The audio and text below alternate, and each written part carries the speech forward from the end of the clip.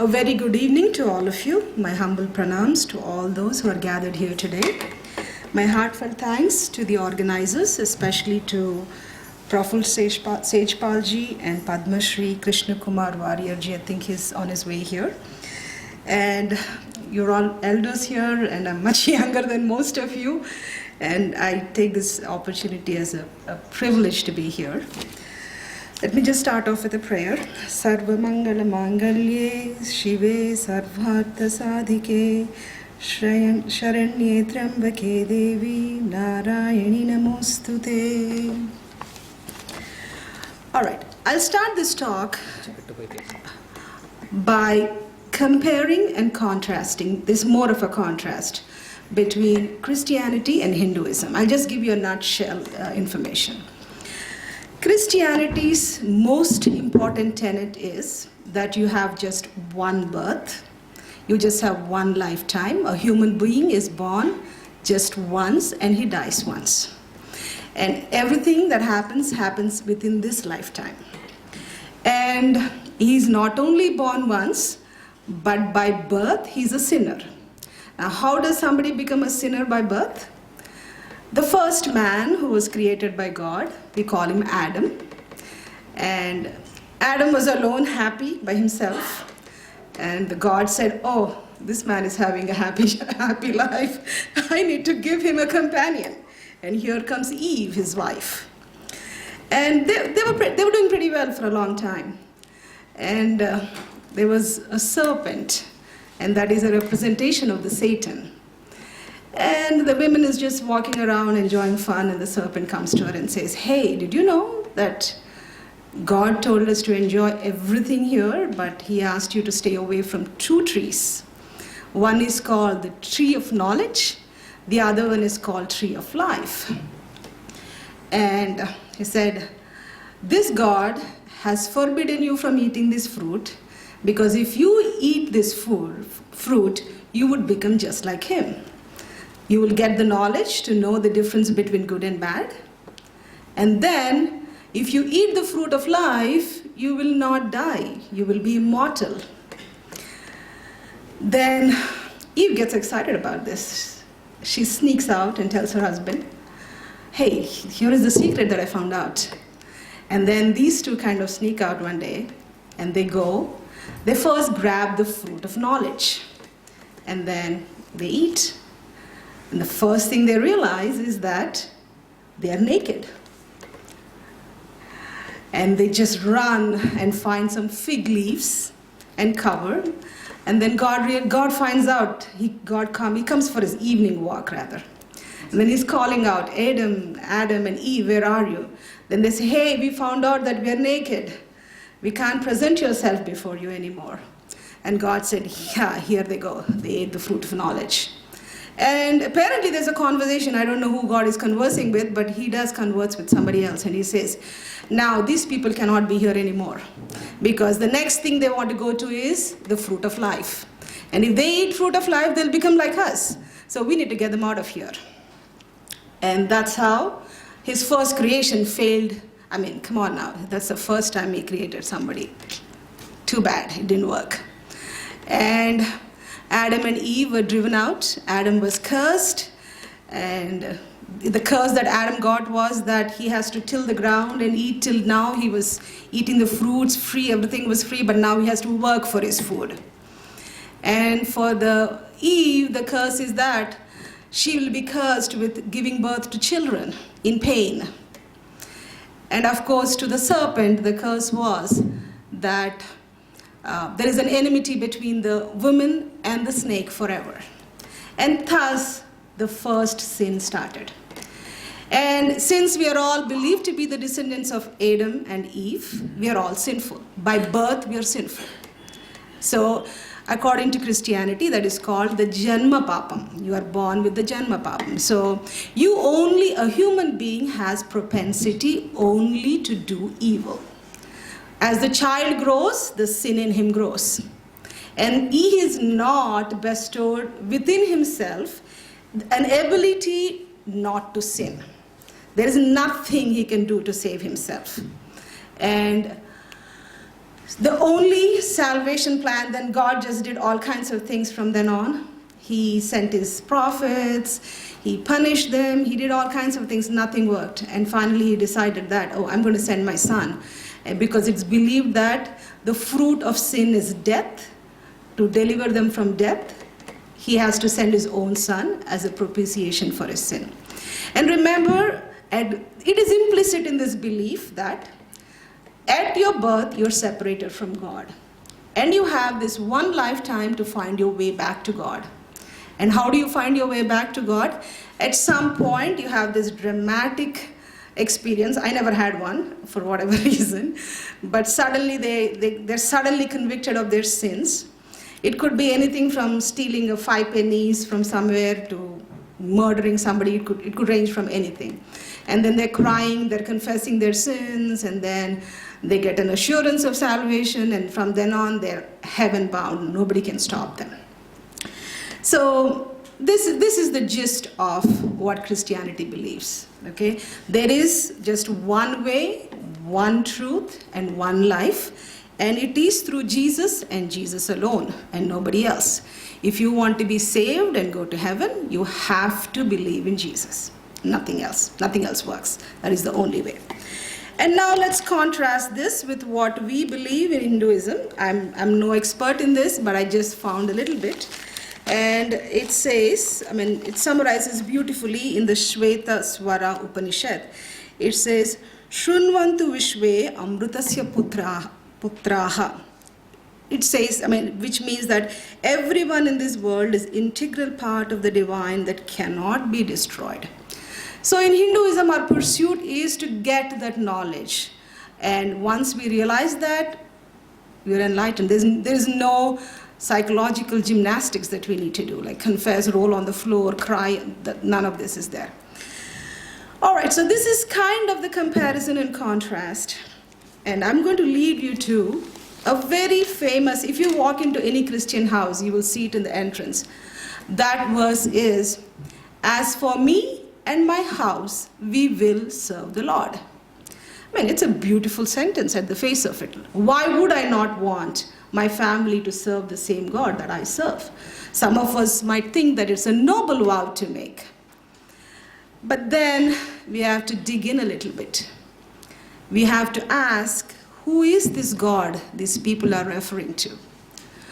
What, according to Bible, is considered as serving this God?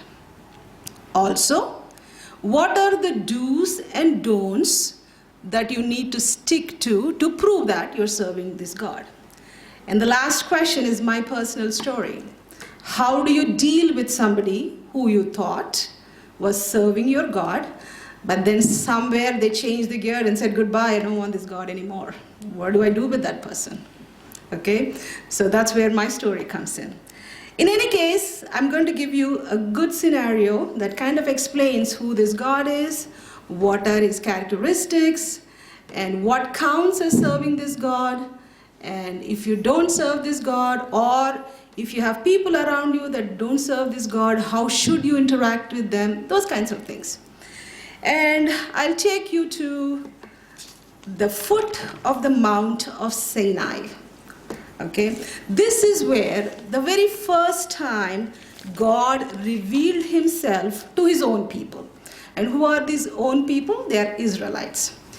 And if you know a little bit of history about Bible, Abraham was the first man that God chose from nowhere, and then it kept on.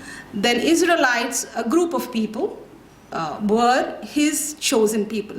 In fact, the entire Bible is only talking about the Israelites. For him, his people are just Israelites. Nobody else exists. Everybody else other than Israelites are not children of God. In any case, the Israelites were slaves in a country called Egypt. They were slaves for a long time. And a leader comes from within them. His name is Moses. And Moses actually is adopted by the Egyptian king's daughter. Egyptian kings are known as pharaohs. And he's actually raised in Pharaoh's household. But suddenly he gets this urge to deliver his people. And yes, he goes to Pharaoh and he says, I want to take my people away from here. You're not treating them well. It's fair enough, yes. He's after he sees the luxury of the kingdom, of being in the kingdom, probably he felt like his people were suffering. So, and then he goes to and then God appears to him, and I'm not going into those details, but Moses tries to convince Pharaoh to send his people with him out. Pharaoh says, no way, you cannot go. And Moses brings 10 plagues on these people. There are all kinds of things. These plagues hurt both the crop and the cattle and the human beings. Lice, locusts, water turning into blood, cattle being killed, like all kinds of things. The ultimate one, the 10th plague, is when God says, I'm going to kill every firstborn child or son of an Egyptian family. Not only firstborn child, but the firstborn cattle. And overnight, all the houses of the Israelites were asked to be shut closed. And they were told to cut a lamb, or I don't know, maybe a goat, I don't know, whatever. But they were supposed to put a mark of blood on their doors. And that when the angel of death walked in, whenever it saw the blood, it passed them, and then the rest were killed. So what does it tell us? The angel of death was walking in, but Israelites and Egyptians were next to each other. They were not separated. If they were slaves, they should have been somewhere outside. But they were living together. And that's why it was important that the angel of death knew which house was the house of Israelites. In any case, overnight there is havoc. I mean, obviously they get up in the morning, and from the son of the Pharaoh to the lowest one, everybody is killed. That's when Pharaoh says, enough is enough, you can just go, just leave me alone and go. And here is the tricky part. When they're going, they manage to convince the Egyptians to part with their gold and silver. They say, hey, we're not going too far. We're just going a little bit farther, and we're going to just worship our God and come back. And apparently, Egyptians gave their jewelry away to the Israelites. And with all this gold, silver that's collected, they just flee. And of course, they walk in the desert, and it's very hard to manage these people, because now these people are grumbling the whole time. They keep saying, oh, we were so well off when we were in Egypt, we had all kinds of food, and now you're making us walk in the desert. I don't know why we even believed you and came behind you. They're grumbling all the time. Then they come up with some plan. They said, okay, we need to do something about this. Moses is frustrated. And his father-in-law gives him some advice on how to appoint elders and all those things. Then finally Moses said, you know what? He goes to God and he prays. Moses is the only one who's communicating with God. Nobody else has seen this God. Nobody else had any direct experience with this God. But Moses comes and saying, hey, this is what his God is saying. This is what his God is saying. And at some point, Moses says, you know what? God has decided to visit all of you today to give his commandments. And all kind of preparation was done, and they said, hey, stand around this mount and wait, because God is going to descend and he's going to give the commandments, and he's going to talk to us face to face. But people gather around, there'll be smoke, there'll be fire, there'll be thunder, and they can only hear the voice of the God. And I want to read word for word what this God said. This is the first interaction that the people had, that this God who delivered them from Egypt is seen as. And it says, this is what they hear the very first time. I am the Lord your God who brought you out of Egypt, out of the land of slavery.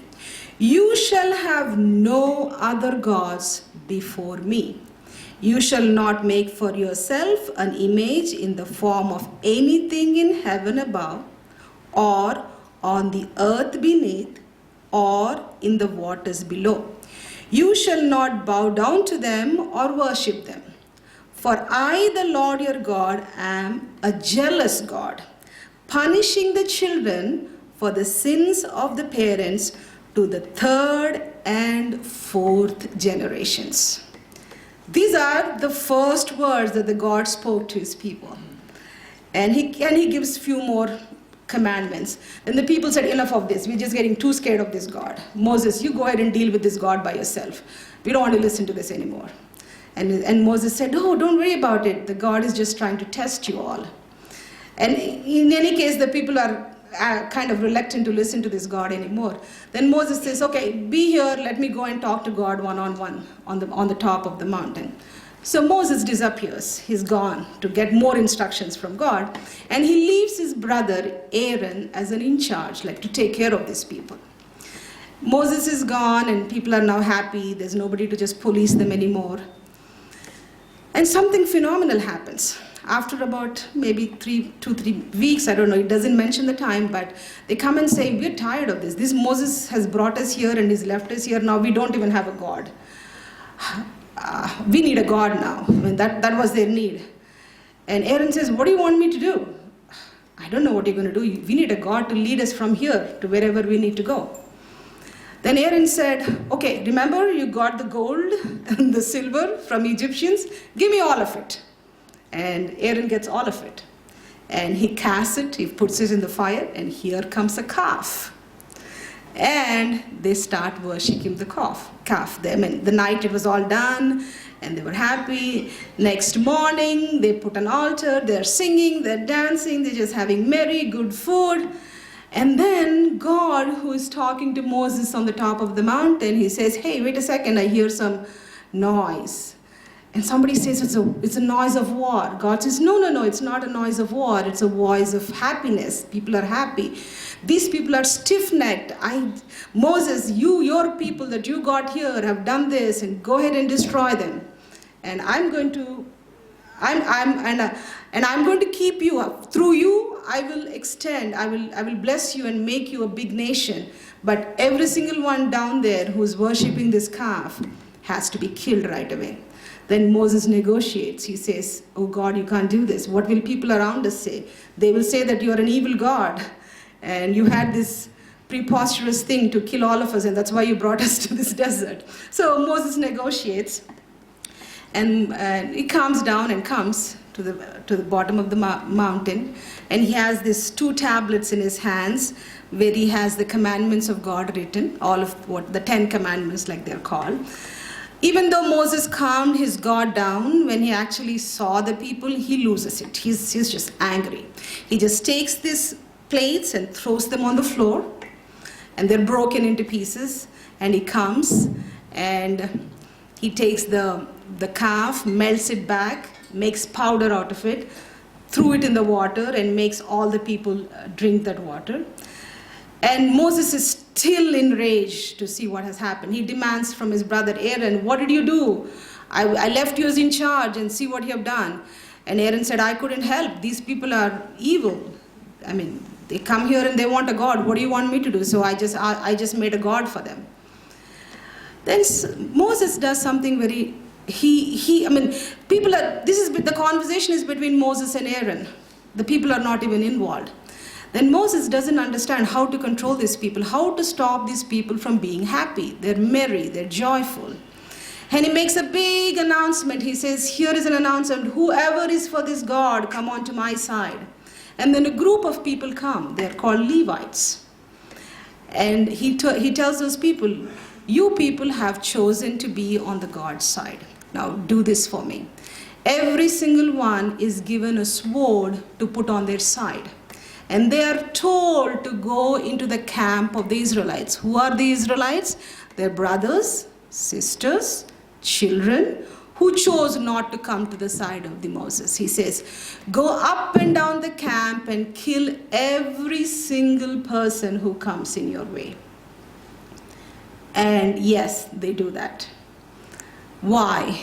Because they have to prove their loyalty to their God.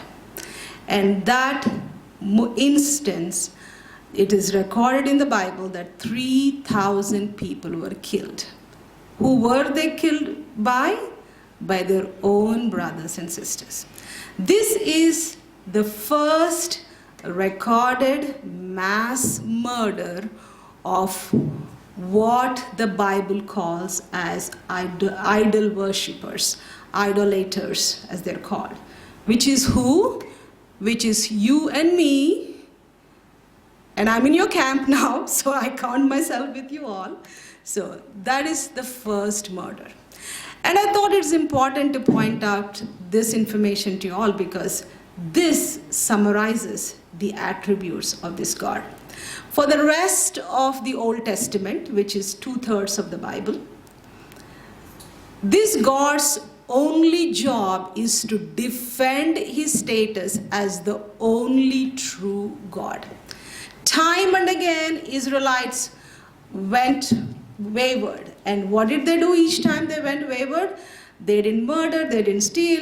I mean, of course, they did all of those things, but the first thing they did was they found another God. Or they married somebody who was worshipping another God. And God sends prophets, God sends kings, but these people were going back to the same old ways. And that is the gist of the characteristics and the attributes of this God. And his job is to protect his godhood at any cost. And surprisingly, every time Bible mentions idol worship, it also mentions adultery. The sexual immorality is always connected with idol worship. And I don't know where that came about, but that's always. If you are worshipping an idol, it is almost given that you're sexually immoral. Okay, that's a given. And then anytime somebody chooses to forge a relationship with an idol worshipper, there are curses after curses after curses hurled on them in the Bible. And if one of your children or one of your family members goes and worship this God, they are told to kill them with stones. Okay? And this is basically the attributes of this God. And so I kind of want to start off with my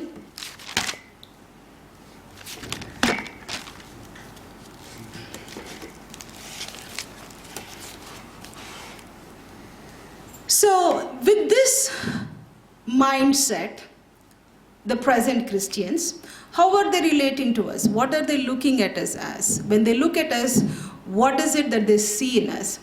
They see in us a sinner who is incapable of saving himself, and a sinner who can potentially influence their children, their young ones. So when I grew up in a church, these were the things that we were taught from the time we were. I was really not born in the church, but when I was a year old is when this drama of Christianity started in my family. But I was too young for that. And we were told not to go anywhere near the temples. We cannot eat prasadam. Behind every idol, there is an evil spirit. And this evil spirit will possess you and you will become demon possessed. Even you can't even cross the temple. Like if you were to go to school, if there is a temple on the way, you take the long route to avoid the temple. And you cannot have friends who are idol worshippers. You cannot go into their house. And once you associate yourself with idol worshippers, you will become demon possessed. And then what does a demon-possessed person do? He runs naked on the streets, and he has his hair, if it's a woman, she has her hair out, like those dramatic things that you see. So that's the picture that they gave you. And whenever they were saying these things, sometimes I would, like, even as a child, I knew something was not right. Like, what are they telling me? Because every time they attributed this to an idol worshipper, I would think of my friends in school. They were good people. And sometimes I would feel like, you know what, I need to get up and scream and say, you people are telling lies. But then I remember, oh, then they'll say that I'm demon-possessed, so let me shut my mouth. So, I mean, these are the kinds of things. And they told us, before every festival, we had this pep talk. During festivals is the time when the devil is very active. And Kali, who is worshipped during Dasara, she's a bloodthirsty god. She's trying to get you. And you need to be in prayer all the time. And before Diwali, we were told, the people whose hearts are filled with darkness are celebrating the festival of light, and we can't be near them. Ganesh Chaturthi, oh, this god is even terrible. because this God has an elephant head and he's grotesque and he can bring great calamities. And after Vinayak Chauthi, apparently somewhere in Gujarat, they had around that time they had an earthquake, and here is, see, they just finished their 10 days Puliya Chaturthi, and here is great calamity fell on them. And I mean, we were the more they demonized God, the Hindu gods, the more terrified we were. I mean, we wouldn't even make an attempt to know, okay, what is it that you all do? So I grew up like this till I was probably 13, 14 years old. And we live in what was called as a Christian bubble. What is a Christian bubble? Your friends are Christians, your neighbors are Christians, your teachers are Christians, and you never go anywhere outside these Christian circles. And once you become a part of this Christian bubble, there is no movies, you can't watch movies, you can't watch TV, you can't read novels. Everything is censored, everything is scrutinized.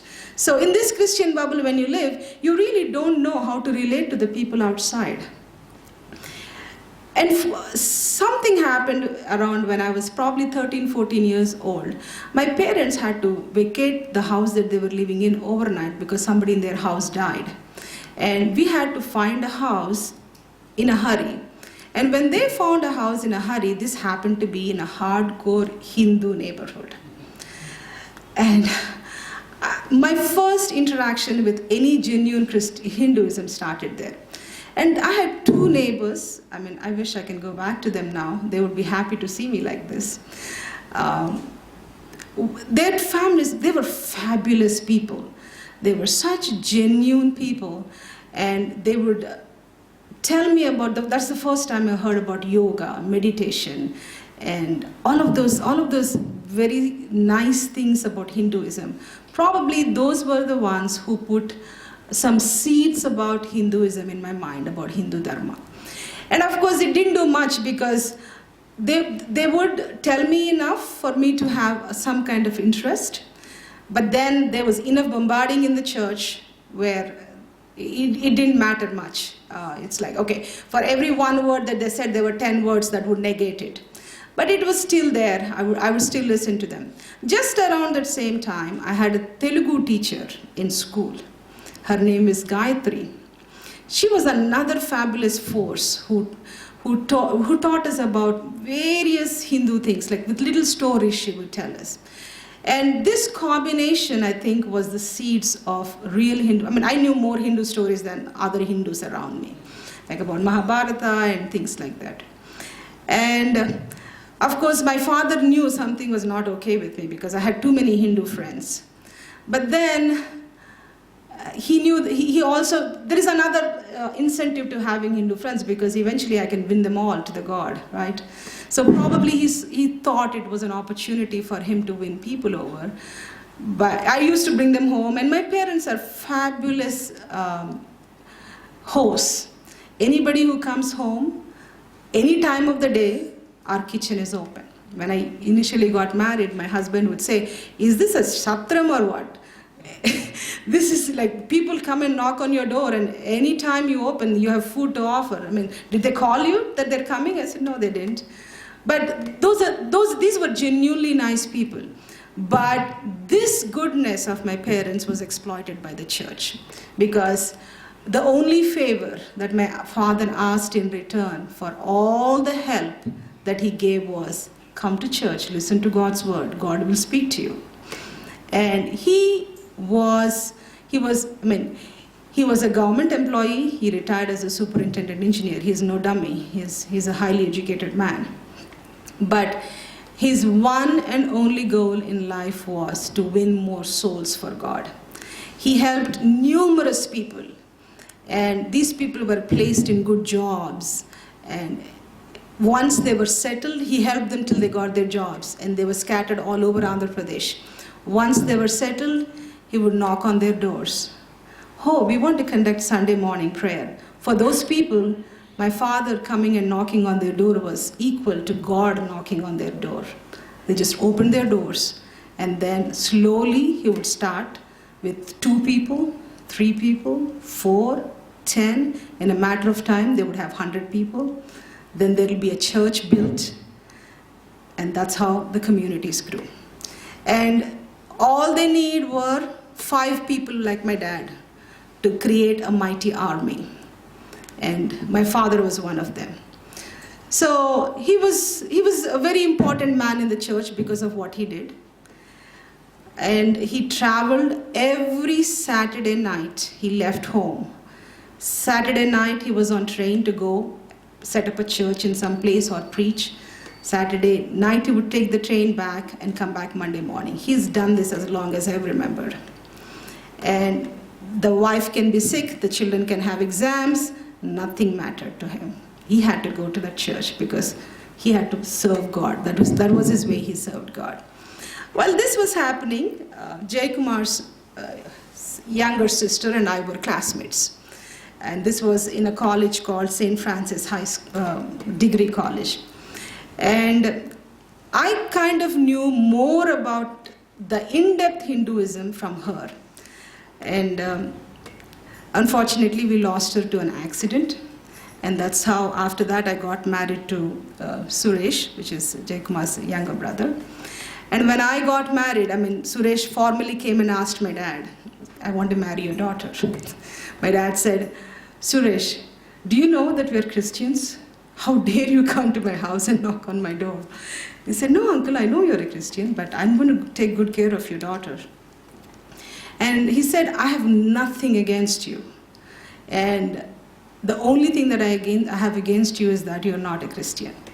And he turned to me and he said, Amma, I want you to obey God. And it's your choice whether you want to marry him or not. But if you let go of him because you want to obey God, and you turn to me and say, Dad, I've done this for you, and you need to find me somebody good enough. I can't do that. I can't find somebody better than him for you. But still, he's not a Christian, so that's the only reason I'm not going to allow you to marry him. And then we decided to have a registered marriage. And we just had 3 guests, and I got married. Because at that point, I was still very sensitive to the fact that I didn't want to get a Hindu marriage because I didn't want to hurt my parents. And then we came back home, and they invited back. And my father has a huge family. They all came around, and they said, hey, this boy seems like a decent boy. What do you have against him? Let's host at least a reception for this young couple. Believe me or not, when he decided that he wanted to host this, the church sent goons to watch what was happening in our house. My father got directives and said, it's okay if your relatives want to conduct the reception, but make sure that you and your wife are not anywhere around. My mother cried. She said, no, I can't do that to my daughter. Excuse me. And we told our parents, it's okay, we'll be fine. This was 20 years ago. And for the past 15 years, even though I knew that there was something drastically wrong with church, just to please them, just to keep the sanity of the family, I would tell Suresh, hey, my parents are visiting me, and there are idols in the house, and they would not like it. He would say, no, that's okay, Mary, we'll put it aside, and when they go, we can come back. And seeing Jay Kumar here hurts me because he would want to take my children to the temple, and he would want to raise them in this culture. But my only fear was, I'm going to lose my parents if I do this. And I had 2 younger brothers.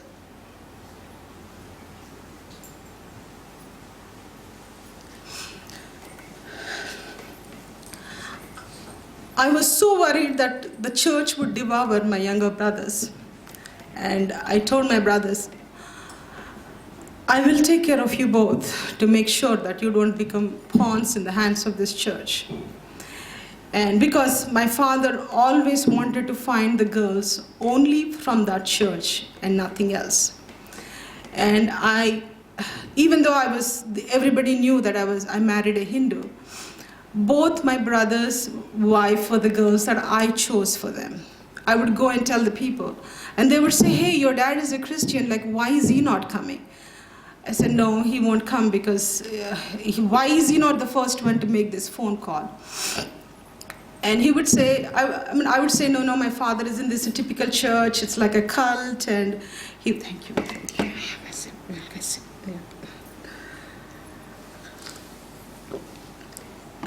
So even though I knew that what I was in was not the truth, I just kept going with whatever I had to do, just status quo. Appear like I was a Christian, appear like everything, like whenever they came, we took them to church, like everything that would keep them comfortable.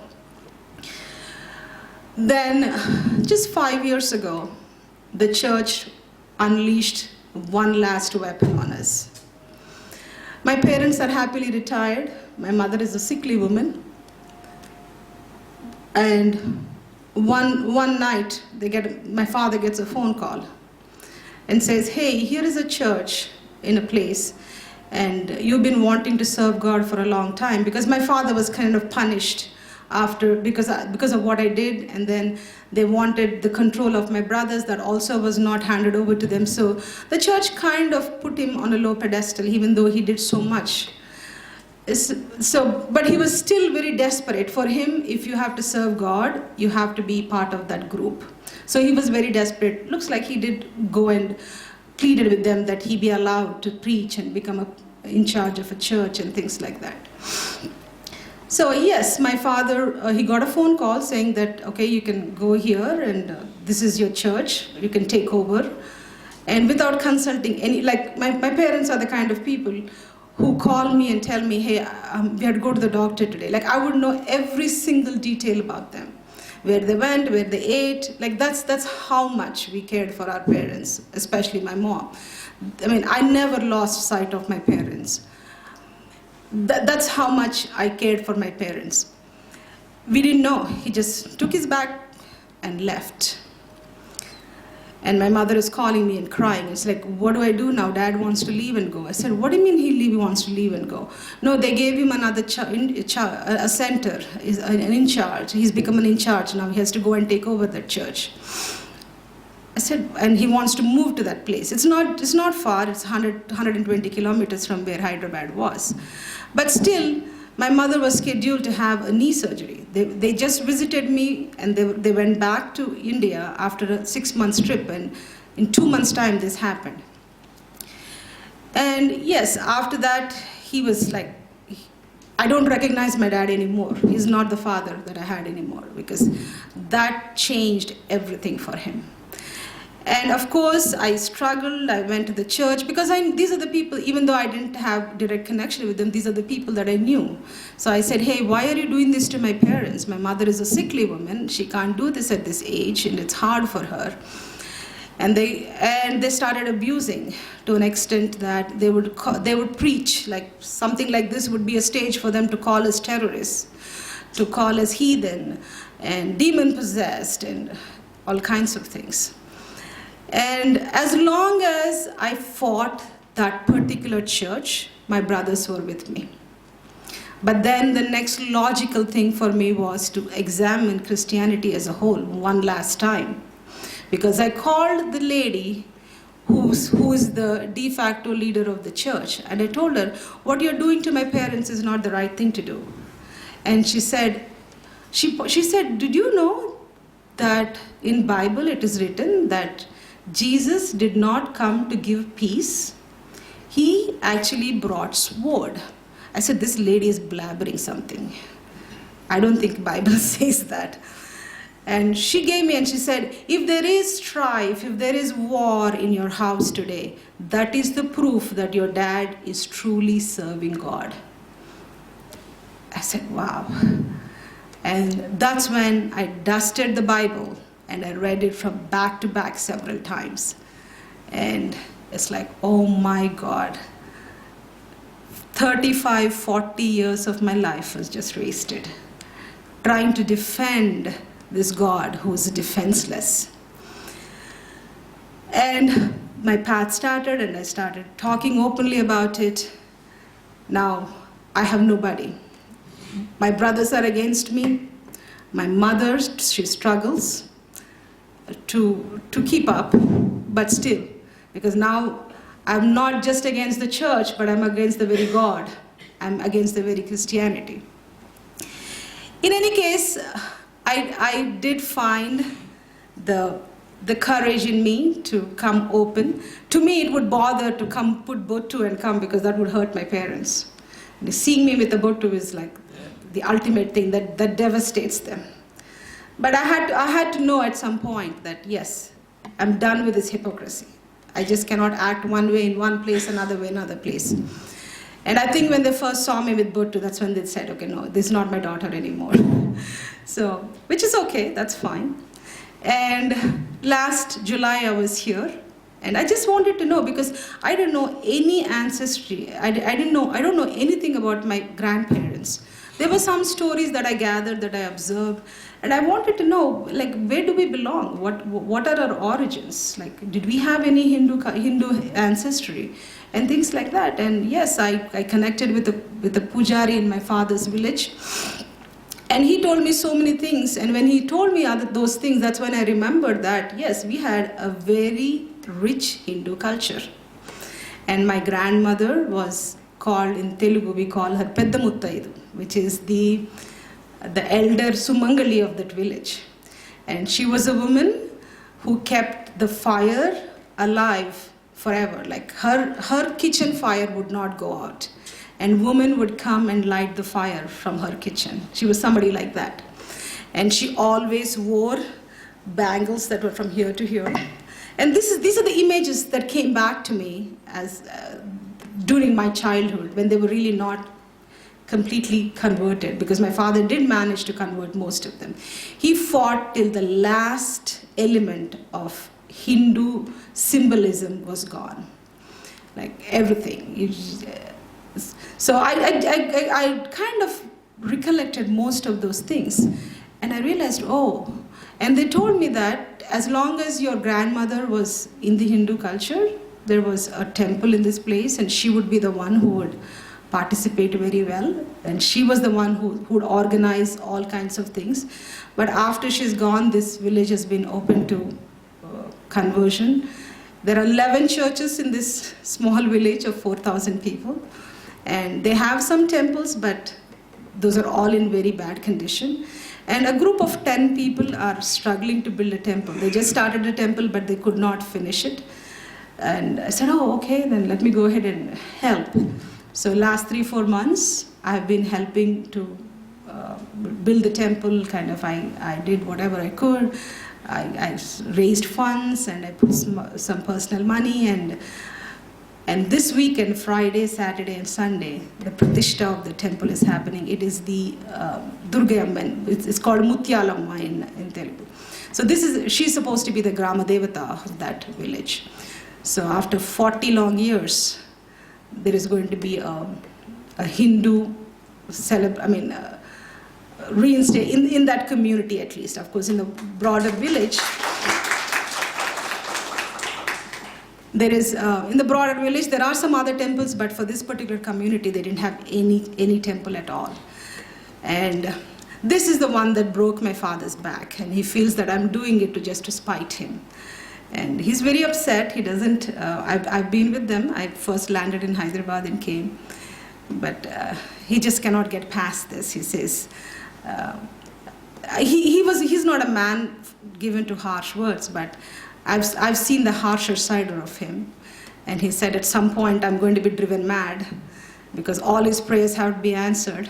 And if his God is true in my lifetime, I will get the punishment that I need to get for it, which is what, I mean, it's not, I share these things for you all to know who is our enemy. Okay, it's not for me to wash my dirty linen in front of you. That's not my intention. I would not do that to my family. But on the path of dharma, it's important to tell the truth. And this is the truth that many of you may not be aware of. The most foolish thing to say is all religions are the same and everything leads to the God.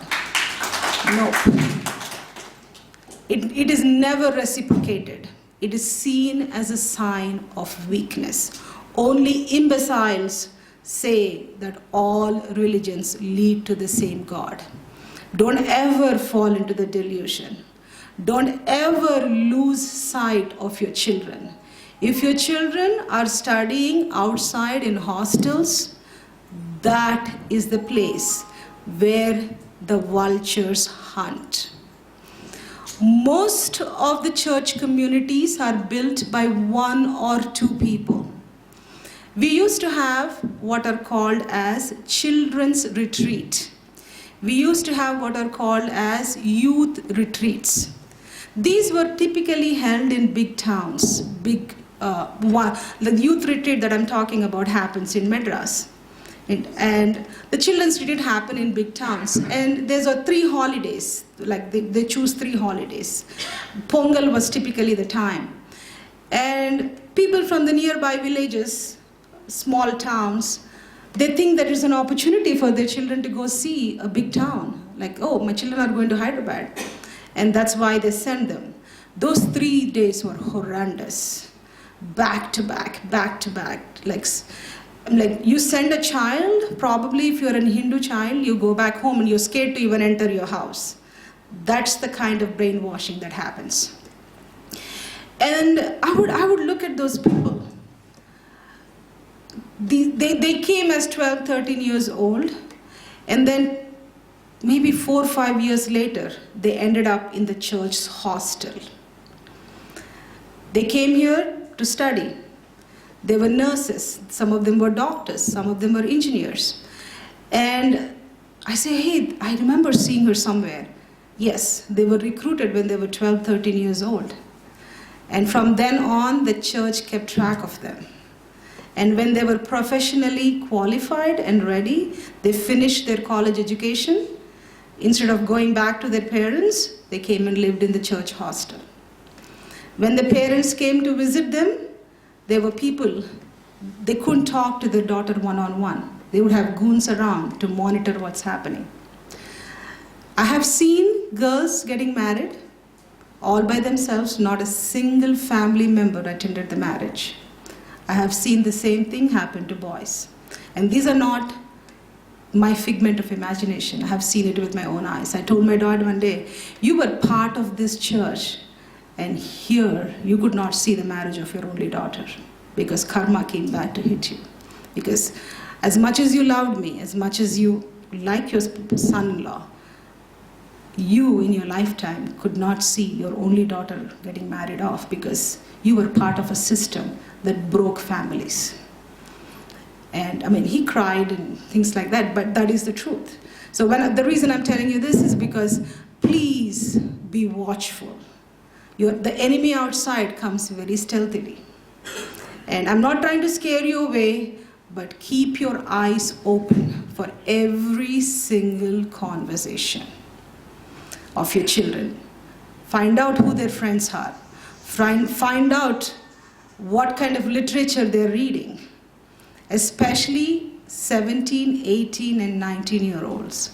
That is a very vulnerable time because we are trying to teach them to be strict. We are trying to force them to follow a tradition and trying to teach them. That's when those forces are even active. And I think I kind of covered most of the stuff that I needed to, and I'm open for any questions that you might have and anything else that you want to know that I can expound on.